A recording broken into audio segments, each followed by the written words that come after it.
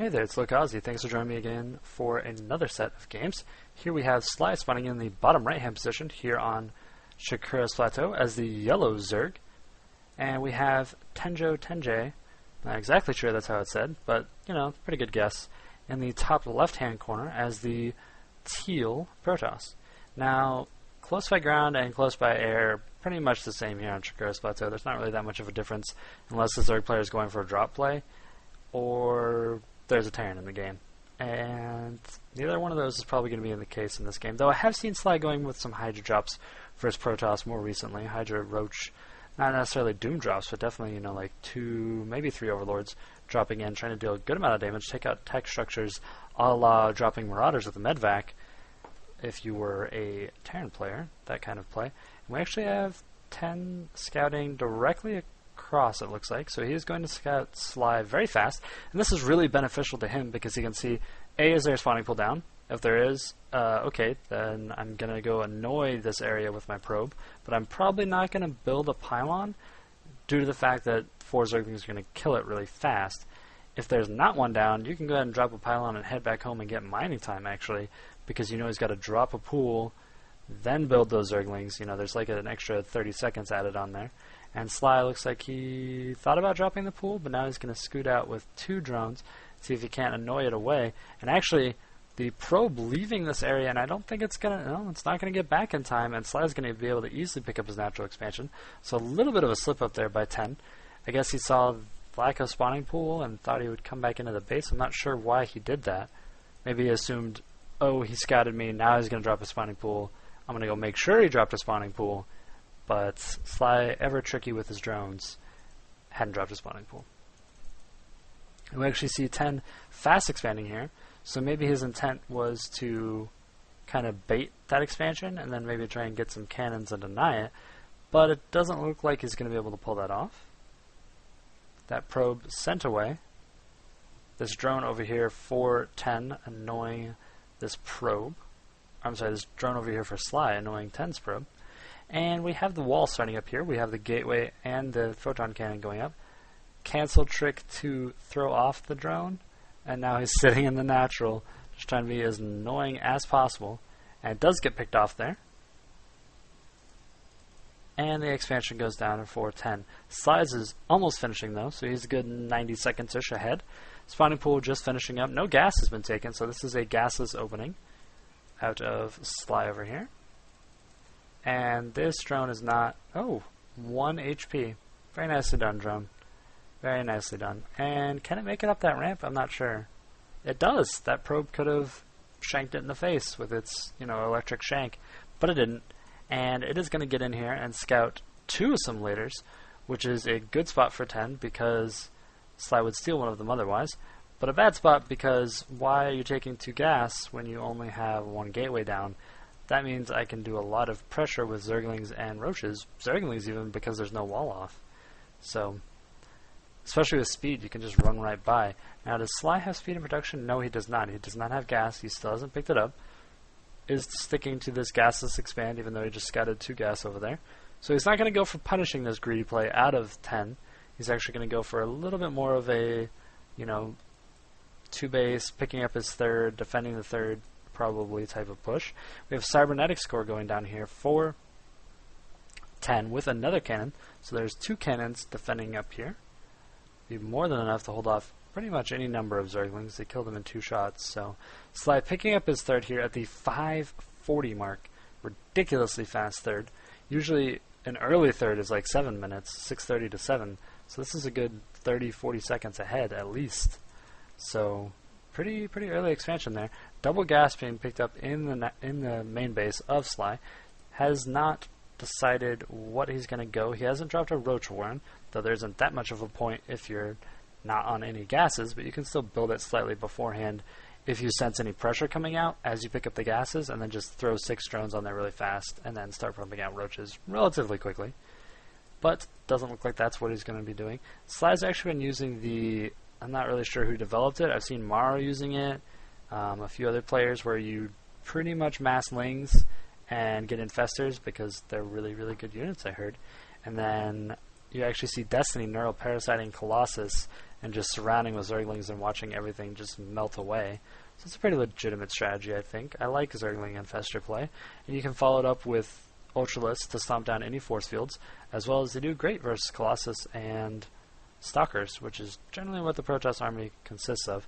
And Sentry is really the only thing that can hold off the Zerglings, and since they're useless with Ultralisk out, it's a pretty potent combination. And we actually saw Slai do that versus, I'm trying to think of it, I think it was Helivin here on this map, as these actually exact same colors, I believe, though different cross positions. And we have Warp Gate almost finished up here for 10. Stargate in play. It is pumping out a Void Ray. Third is starting to get running here for Slai. He's rallying his drones over there. He didn't transfer any, however. Guess he's not, no, not really saturated. A little bit oversaturated at his main. He could stand to transfer a few of those, but not many. And we have 3 queens out on the field. And the Void Ray, in standard Protoss antics, is headed over to deny the third base of the Zerg player, but he finds, hey, this base is like up and running a little bit, and it shouldn't be. It should have just maybe finished, but the creep should not be that far out. And it gets repelled. It's not going to be able to probably pick this off unless Slai is really sloppy. It looks like he's going to keep these 4 queens over here to make sure that Void Ray does not have any type of leverage. Slai also knows, because their Void Rays are eating them, that there is another one on the way. And a third Void Ray on the way, actually. Did not pick up any. Kind of interesting. You would think he'd go for Phoenix at this point, but I guess not. He is headed across the map with his third Void Ray here. There's a Phoenix. And they might actually be able to deny this expansion. With 3 Void Rays and a Phoenix, you can lift off any queens with high energy. And it looks like there is 1 queen over here with high energy to heal. Oh, 2 more queens on their way. Scooting their way across here. And both of those ones actually have a lot of energy.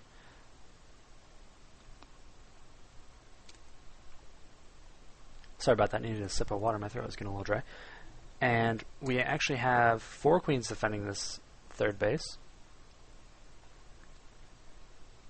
which is actually maybe enough to defend against 3 Void Rays and a Phoenix. That Phoenix doesn't have the energy for 2 grav beams, it only has energy for 1. So that's kind of interesting. And Overseer morphed on the bottom part there for Slai. He did lose a lot of Overlords to that, but he has rebuilt quite a few.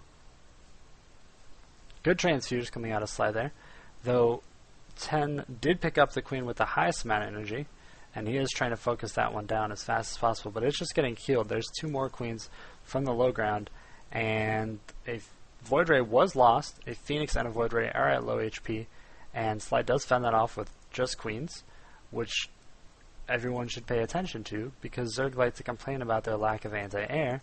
Look how easily the queens held that off. There wasn't really that big of a deal.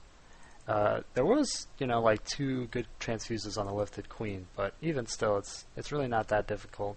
Very low level of micromanagement to be able to do that.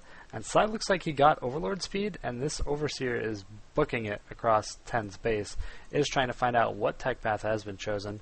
It's going to see 3 more gateways and a Twilight Council coming up. So it's going to know some type of upgrade gateway army with these air Stargate units. It did not see a robo, did not see any type of tech in that method, which is actually extremely good for Infestor Zergling. You don't want Colossus. They're the roughest thing for you to deal with. Or High Templar. High Templar pretty rough too.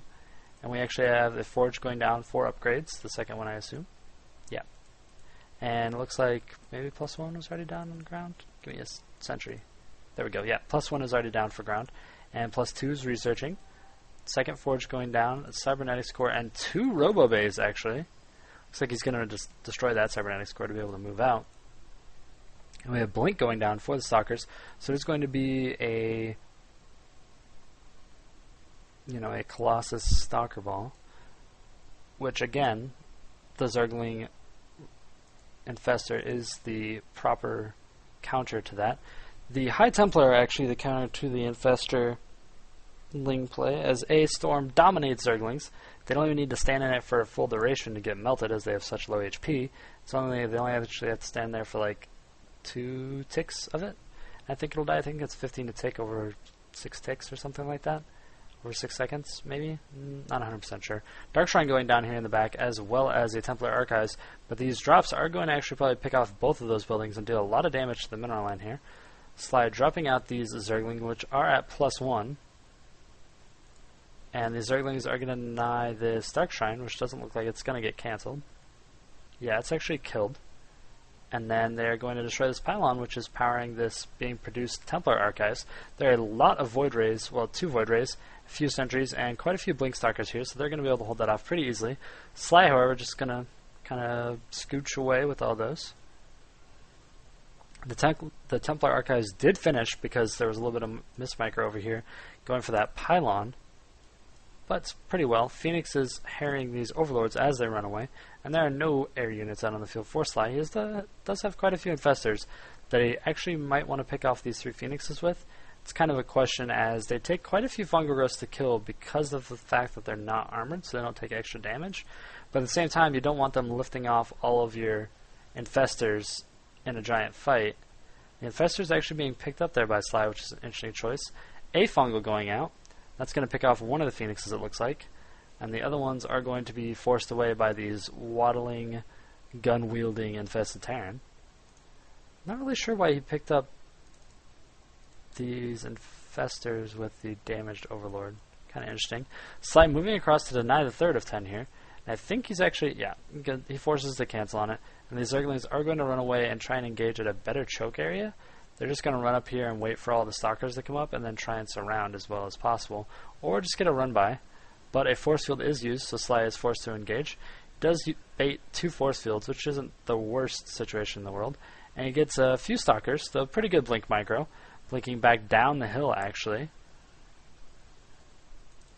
So not the best engagement for Slai. He did cancel that 3rd. He bought about probably about 40 seconds of that build time canceled, as well as damaging quite a few Stalkers, putting them in low HP, picking off a few as well. But Slai can really afford this type of exchange at this point, as he's on 5 bases now.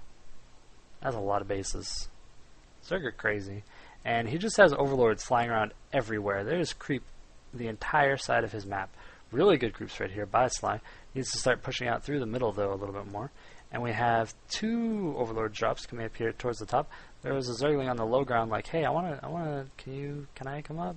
But no, he's going to get shot by a cannon and denied. It looks like Slai is going to maybe drop here. And it looks like he's actually going to run away as these Stalkers poke at these Overlords, who are now getting tickled.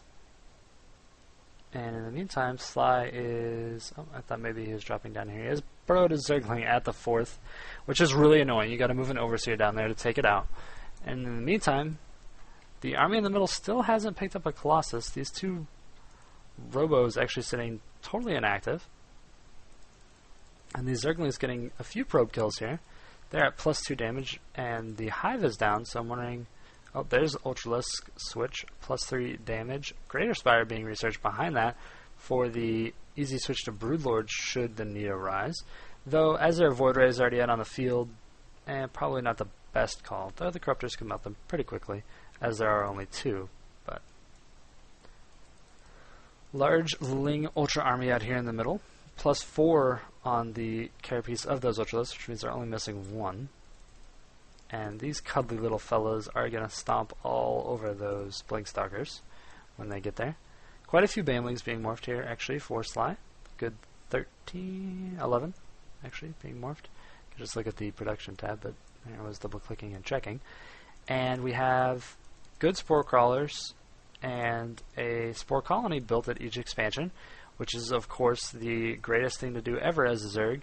And because Slai is a great Zerg and a great player, he's building a Spore Crawler, or a Spine Crawler, and a Spore Crawler at every base for Dark Templars, detection, poking, any type of Phoenix harassment, anything like that. Just really, really efficient. And we have quite a few more Banelings, 16 more being morphed out here in the middle of the field.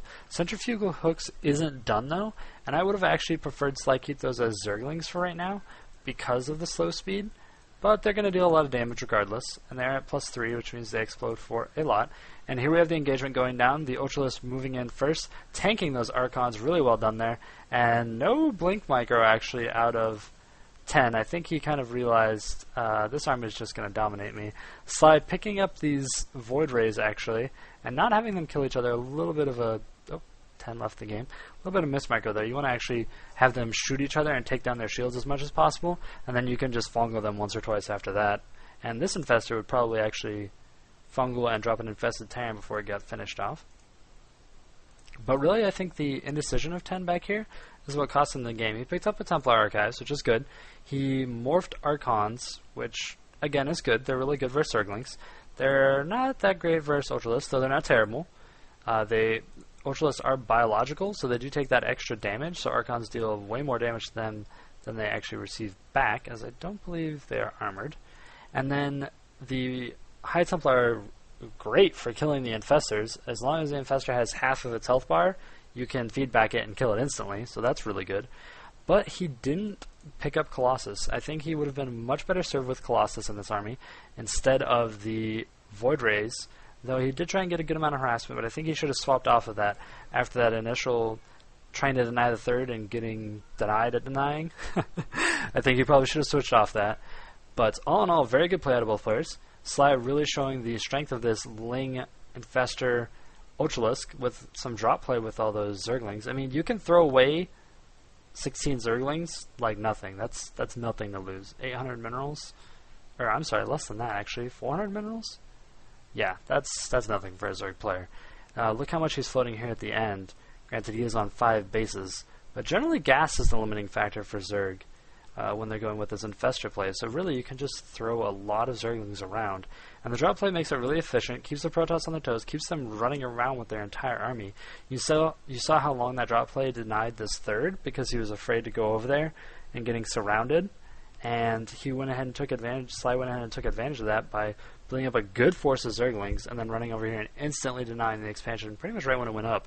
It was about halfway up, which is a good time to hit it because you're actually dealing damage. If you run over there and it cancels right away, yeah, you deal damage, it cancels, but it's not the biggest deal in the world. It's not as demoralizing as seeing a Nexus at half get canceled, or in the case of Exo, if he was watching this cast, getting a Nexus to 99% and then hitting X, or Escape, while trying to cancel something else. Yeah, that was a little depressing when Exo did that in a tournament here in Austin a little while ago. But, you know, mistakes happen. So here we had Slai once again displaying that Zergling Ultra Infestor play with good drop play here on Shakuras Plateau. This was Lokazi casting for you. If you enjoyed this, go ahead and follow it down below here on Justin TV or Twitch TV or wherever you're watching this /Lokazi. Or if you're watching this replay as it was uploaded to my YouTube, you should be able to find it at youtube.com/Lokazi, and you should subscribe and like down below. I'm still holding that competition, and June is halfway over, and I think Exo is winning so far in the number of votes, so he is getting that free dinner so far, and I still haven't thought of something else to get him yet. I don't know. But congrats to Exo on making it, and his team being acquisitioned by 4 Kings. That's really big news, actually. You should go check the TL forums if you haven't seen that already. But again, follow, subscribe, etc., etc. This is Lokazi. I'll catch you guys next time, casting another game in just a few minutes.